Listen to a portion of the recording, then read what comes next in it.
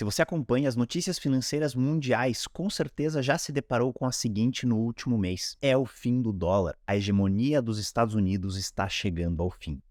Será mesmo? No vídeo de hoje eu vou trazer para vocês números, fatos, estatísticas e fontes confiáveis para que você não seja mais manipulado pela mídia, para que você não caia mais nessas histórias sensacionalistas de pessoas que estão falando grandes besteiras. Vamos ver se realmente é o fim do dólar.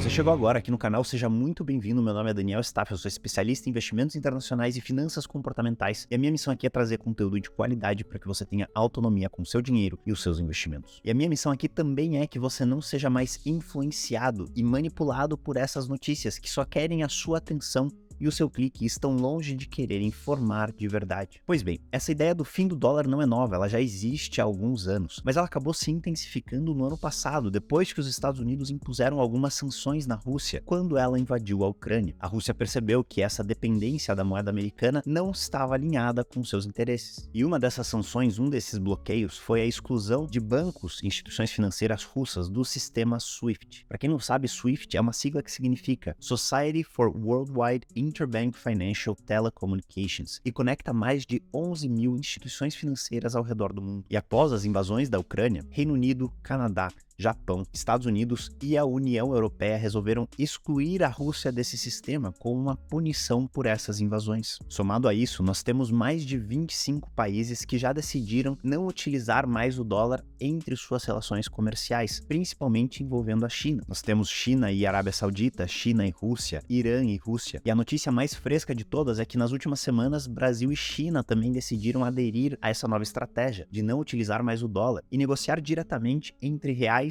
e yuan, ou renminbi, que é a moeda chinesa. E aí, olhando tudo isso, a gente se pergunta, será que isso realmente significa o fim do dólar? Será que esse é o início do fim de uma hegemonia americana no mundo? E para chegar a essa resposta com mais embasamento e menos achismos e emoções, vamos olhar como nós chegamos até aqui. Voltando lá para 1720, a moeda global, aquela que era a mais importante do mundo, utilizada nas transações internacionais, era a moeda francesa, o livre. 100 anos depois, em 1820, ela deixou de ser a protagonista e deu espaço para a libra esterlina, o British Pound, que é a moeda do Reino Unido, que foi a reserva global até aproximadamente 1920. No fim da Primeira Guerra Mundial. Durante essa Primeira Guerra, a Europa se enfraqueceu muito, o continente foi praticamente destruído e os Estados Unidos, praticamente intocado pela guerra, serviu como um protagonista na reconstrução do velho continente. Essa reconstrução colocou os Estados Unidos como um protagonista global. Ele acabou angariando boa parte das reservas de ouro globais, chegando a ter mais de 75% do ouro do mundo e se colocou como um forte candidato para ter a sua moeda como a nova moeda de reserva global. Naquela época, o dólar já tinha mais de 150 anos. Os Estados Unidos já eram uma democracia, uma potência global, uma economia cada vez mais significativa, cada vez mais protagonista no mundo. Até que em julho de 1944, no acordo de Bretton Woods, os 44 países presentes, incluindo os Estados Unidos e também o Brasil, decidiram que todas as suas moedas seriam ligadas ao dólar, que por sua vez seria ligado ao ouro. Por exemplo, a moeda brasileira, que na época era o cruzeiro, e já passamos por várias outras desde então, valeria 18,50 para cada $1. E 35 dólares seriam suficientes para comprar uma onça de ouro. E todas as outras moedas desses 44 países seguiam a mesma lógica. Tinha um valor determinado que compraria $1 e 35 dólares compraria uma onça de ouro. E aí você se pergunta, mas qual seria o interesse dos países em se atrelarem a uma moeda única, em ter essa moeda chamada como Reserve Currency, ou uma moeda de reserva global? E é muito fácil de entender esse ponto. Imagina que você é um agricultor, que você exporta a sua soja para outros países. E aí quando você exporta para um país, você recebe uma moeda, exporta para outro, recebe outra, não sabe quanto valerá essa moeda daqui a um mês, se ela realmente tem estabilidade ou não tem, se ela está dependente de um governo tirano, de um governo que vai cancelar completamente a validade dessa moeda daqui a um tempo. Existem muitas incertezas, muitas imprevisibilidades. E a partir do momento que você tem uma moeda de reserva global, todas essas negociações entre todos os países são resolvidas, pois existe a confiança nessa moeda global. Você sabe que ela também está sendo usada por todos os outros países e que ela terá um valor previsível ao longo dos anos. anos. E a partir do acordo de Bretton Woods, em 1944, o dólar passou a fazer esse papel. Até o ano de 1971, quando o presidente americano da época, Richard Nixon, anunciou que os Estados Unidos estaria abandonando o padrão ouro, que não seria mais possível trocar 35 dólares por uma onça de ouro. Os Estados Unidos fizeram isso porque eles tiveram que imprimir muito dinheiro para financiar as guerras que eles participaram nas décadas anteriores, e não seriam capazes mais de honrar essa troca de dólares por ouro. Eles não tinham a reserva de ouro suficiente para fazer essa troca. A partir dessa declaração, o dólar se tornou mais uma moeda fiduciária. O que significa isso? Uma moeda fiduciária é aquela que não tem lastro em nenhuma outra coisa finita, como seria o ouro. Ela simplesmente vale de acordo com a confiança que as pessoas têm no emissor dessa moeda, no caso, o governo americano. E aqui é um ponto muito importante para vocês entenderem coisas que eu comentarei ao longo do vídeo. E esse valor do dólar, baseado na confiança do governo americano, existe até hoje. E muita gente diz que é apenas isso, mas estão enganados, porque existem outros fatores que determinam o valor da moeda americana, e eu vou citar os 3 principais agora. O primeiro deles é o valor da moeda americana em relação a outras moedas do mundo, a outras moedas fiduciárias. E existe um índice chamado DXY, o DXY, que mede a força da moeda americana em relação às principais moedas do mundo: o euro, o iene, a libra, o dólar canadense, o dólar australiano, o franco suíço e algumas outras moedas. E apesar de muita volatilidade nesse índice, vocês podem ver aqui na tela que o dólar tem hoje um valor muito similar ao que ele tinha lá em 1973, logo após o final do padrão ouro. Isso mostra a força da moeda e a consistência do valor dela ao longo das décadas. A segunda métrica utilizada para determinar o valor do dólar é a demanda que o mercado tem pelas Treasury Bonds, Bills and Notes. Treasury Bonds, Bills and Notes são o título direto americano, as dívidas do governo americano emitidas em dólar. Quanto maior é essa demanda, mais está valendo a moeda americana. E principalmente nos últimos meses, quando a taxa de juros americana subiu muito, a demanda por esses títulos está cada vez maior. E essa demanda maior faz com que o dólar valha ainda mais. Já a terceira medida para determinar o valor do dólar é a composição das reservas internacionais de outros países do mundo. E a gente já vai ver esse número com tantos outros para ver se realmente o dólar está chegando ao fim ou não. Além dessas métricas, os Estados Unidos, apesar de não ser uma democracia perfeita, ainda é uma das melhores democracias do mundo. É um país livre, é uma das maiores economias do mundo, tem um mercado de capitais livre, tem uma força militar absurda, que apesar de alguns discordarem, isso é algo extremamente importante para o valor de sua moeda. Enfim, existem diversos motivos para o dólar ser e continuar sendo a reserva global por muitas décadas no futuro. E ao contrário do que alguns dizem por aí, a moeda chinesa está muito, mas muito longe de chegar perto dessa hegemonia do dólar. Vamos falar um pouco mais sobre ela. A moeda da China é conhecida como o Yuan, ou então o Renminbi chinês. E como vocês sabem, a China é um país extremamente controlado pelo governo. Eles não têm uma economia livre e até a cotação da moeda chinesa é manipulada direta ou indiretamente, dependendo da fonte que você olha, pelo governo chinês. O próprio governo chinês, a própria China, continua atrelando a sua moeda ao dólar. Se você vê algumas notícias, dizem que o yuan digital já foi aderido por não sei quantas milhões de pessoas e 10 bilhões de dólares equivalentes em transações já foram feitas. Então eles sempre falam da moeda chinesa convertendo ao dólar, porque pouca gente sabe quanto vale o yuan. Se eu te perguntar agora, muito provavelmente você sabe quanto um dólar vale. Ele vale R$5 e alguns centavos nesse momento. E se eu te perguntar quanto vale um yuan, você tem ideia? Muito provavelmente não. Um outro fator que impossibilita que o yuan se torne a moeda de reserva global é que a China se recusa a internacionalizar sua moeda, a abrir suas fronteiras financeiras e permitir que investidores locais levem o seu dinheiro para fora e que investidores estrangeiros tragam dinheiro para dentro do país. E ela é impossibilitada de fazer isso porque, muito provavelmente, caso ela abrisse suas fronteiras, ela teria uma fuga de capital dos residentes chineses querendo tirar o seu dinheiro do país tão grande que ela perderia o controle que ela tem hoje sobre a sua população. E aqui a gente entra na questão de confiança do governo chinês. Me respondam aqui no comentário, quais de vocês confiam no governo chinês? E é muito engraçado que a gente vê em páginas de finanças, de notícias, de investimentos falando: não, agora o yuan chinês será o protagonista global. Eles tomarão conta das contas internacionais. O yuan será a nova moeda de reserva global, tirando o dólar do seu posto. E essas mesmas pessoas, notícias e canais, num próximo vídeo dizem: não, mas eu não invisto na China porque eu não conheço o governo, porque eu não confio no governo. Vocês veem o tamanho da incoerência desse tipo de opinião? Então não, o yuan chinês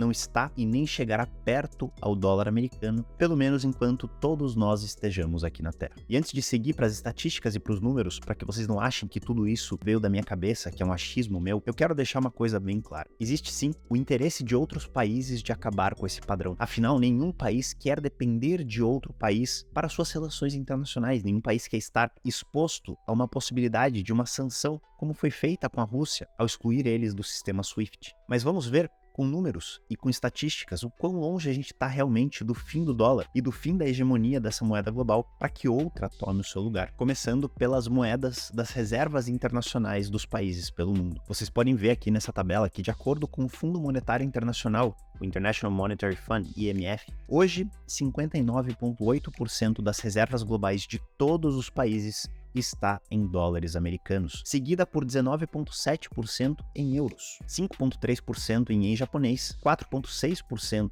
em libras esterlinas e 2,8% no renminbi chinês. Então vejam que a moeda chinesa está em quinto lugar, muito, mas muito longe do segundo lugar, que é o euro, e do primeiro lugar, que é o dólar. Indo além, se a gente olha uma estatística do Bank for International Settlements, que é responsável por essas transações globais entre países, 90% das negociações entre moedas hoje envolvem o dólar americano. Depois, em segundo lugar, vem o euro com 31%, e o renminbi chinês vem com um volume que é menos do que 10 vezes menor do que o volume do dólar americano, com apenas 7% dessas negociações. Outro dado impressionante também do Bank for International Settlements é que 88% da dívida que está em dólar no mundo acontece onde nem o credor, nem o devedor, nenhuma das partes envolvidas nessa dívida são americanos. Então veja como o mundo inteiro depende do dólar para suas transações e para o seu financiamento. Falando sobre pagamentos globais, 41,1% é feito em dólares,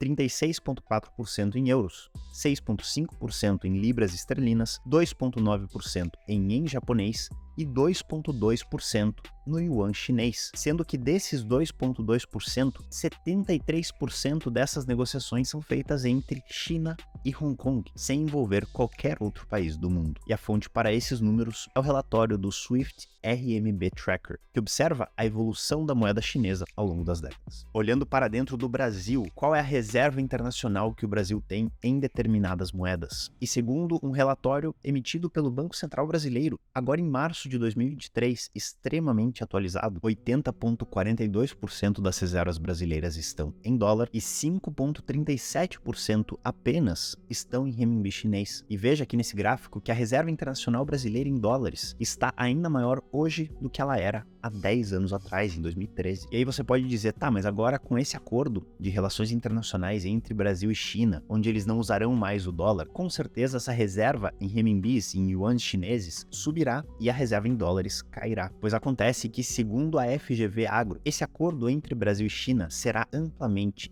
ignorado pelos exportadores brasileiros. E eu entendo plenamente a posição deles. Imagine você como exportador vendendo soja, milho, açúcar, café, minério de ferro para outros países, inclusive a China. Você gostaria de receber essas vendas em dólares americanos ou em yuans chineses. E mesmo que você opte por receber em yuans chineses, todos esses produtos que eu mencionei, todas essas commodities que eu mencionei, hoje são precificadas em dólar. Então vocês usarão o dólar para ver quanto custa, para chegar a um preço final para esse tipo de negociação. Então, mesmo que o dólar não esteja envolvido diretamente, ele ainda será usado para precificar esses produtos. Olhando para as empresas, das 10 maiores empresas do mundo hoje, segundo o market capitalization delas, ou o tamanho delas no mercado financeiro, 8 são empresas americanas. Dependendo da época que você olha, será 8 ou 9, com as empresas Saudi Aramco, da Arábia Saudita, e a Taiwan Semiconductors, de Taiwan, estando entre as 10 maiores fora dos Estados Unidos. Mas mesmo assim, essas duas empresas não americanas entre as 10 maiores ainda assim têm boa parte da sua receita e do seu lucro vindo da moeda americana. Então, olhando todos esses números, reservas globais dos países, percentuais de trocas financeiras entre moedas, percentual das dívidas globais, pagamentos internacionais, reservas cambiais do próprio Brasil e tamanho das maiores empresas do mundo, dá para ver que a gente está muito, mas muito longe do fim do dólar, do fim da hegemonia dessa moeda. Mas mesmo assim, digamos que isso aconteça, digamos Digamos que o Daniel e todas essas estatísticas estejam completamente equivocadas e a gente realmente esteja prestes a uma mudança drástica no mundo financeiro global e o dólar deixe de ser a moeda de reserva internacional. O que aconteceria com os meus investimentos? Afinal, eu, Daniel, invisto meu próprio dinheiro e ensino vocês a terem carteiras de investimento globais, amplamente diversificadas e precificadas em dólar. Seria o fim desses investimentos? Significaria retornos péssimos para você, investidor global? E a resposta é: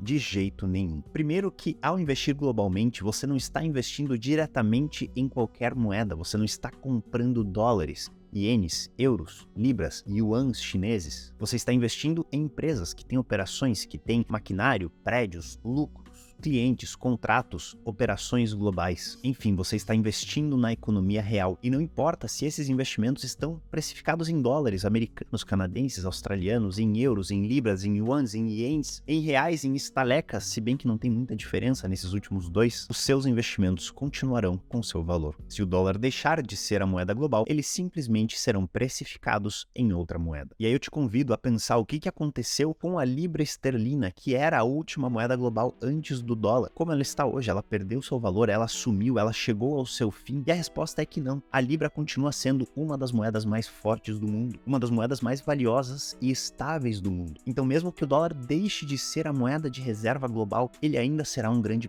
protagonista no mercado financeiro mundial. O dólar americano, assim como a história já nos provou século após século, deixará de ser a reserva global eventualmente. Não é uma questão de se e sim de quando, mas isso não está nem perto de acontecer. E se eu tivesse que adivinhar, eu diria que a nossa geração não verá isso acontecer. Mas mesmo que eu esteja errado e mesmo que isso aconteça, para quem investe globalmente bem diversificado em bons ativos, não importa qual é a moeda global, você continuará tendo bons resultados. E agora, antes de terminar esse vídeo, eu faço algumas provocações em volta dessa ideia do fim do dólar. Para que o dólar deixe de ser a moeda de reserva global, ele precisa de um substituto. Alguma outra moeda terá que fazer esse papel. O yuan chinês, a gente já viu que está muito longe disso. O euro tem problemas muito similares com o dólar, também não é um bom candidato. O ien japonês, muito menos. Qualquer outra moeda de qualquer outro país é tão insignificante ou mais do que todas essas. Alguns entusiastas podem dizer as criptomoedas passarão a ser as moedas, ou a moeda, falando do Bitcoin, de reserva global. Mas acredite, nós estamos muito, mas muito longe de ver isso acontecer. Uma moeda que varia 50% numa questão de meses nunca será aceita como uma moeda de reserva global. Para quem não sabe, uma das principais funções de uma moeda, para algo ser considerado moeda, é sua estabilidade ao longo do tempo. Então ninguém aceitaria usar o Bitcoin ou qualquer outra criptomoeda como uma reserva global, vendo essas variações tão bruscas assim. Então, até que a gente tenha muito mais previsibilidade e estabilidade nas criptomoedas, elas não chegarão nem perto desse patamar. Uma segunda provocação que eu quero falar para vocês é que muitos criticam hoje, inclusive eu, o governo americano. O governo americano, ele está fazendo coisas muito ruins, erradas, que eu não concordo e que eu acho que estão enfraquecendo a imagem do país globalmente. Mas isso está longe de ser um grande problema. Por sorte, o país vive numa democracia e se esse governo é realmente tão ruim, ele será trocado ou nesse ano, no final do ano, nas eleições presidenciais, ou daqui 4 anos. Então não é uma coisa que durará para sempre, para as próximas várias décadas. É algo que pode ser trocado com certa facilidade. E aí você compara o governo americano, que está longe de ser ideal, com o governo do restante do mundo. Você vai comparar com o governo chinês, onde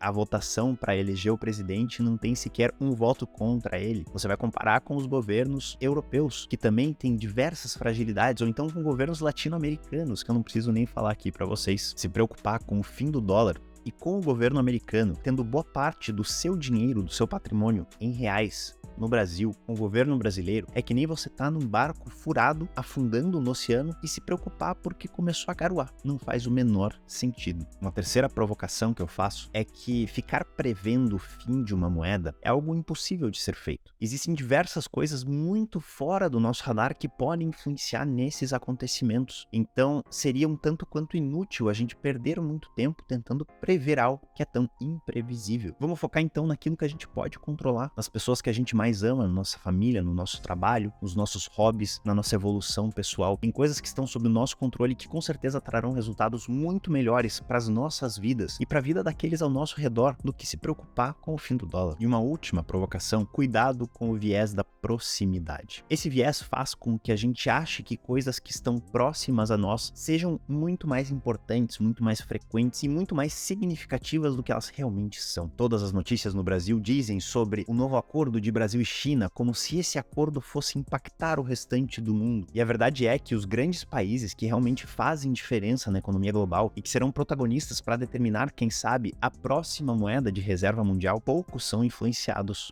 por essa decisão entre Brasil e China. Então, a próxima vez que você ouvir essas notícias, lembre de fatos, de dados, de estatísticas e não de opiniões, em sua maioria, super enviesadas e baseadas em achismo. E se você chegou aqui e gosta desse assunto, investimentos, finanças internacionais, e quer aprender com alguém que não tem absolutamente nenhum vínculo com nenhuma instituição financeira e nenhum conflito de interesse ensinando vocês, eu te convido a se inscrever aqui no canal, a deixar o seu like nesse vídeo se você aprendeu alguma coisa e comentar aqui embaixo se você ficou com qualquer dúvida ou qualquer observação que você tenha sobre o vídeo de hoje, que eu vou te responder e a gente se vê no próximo vídeo.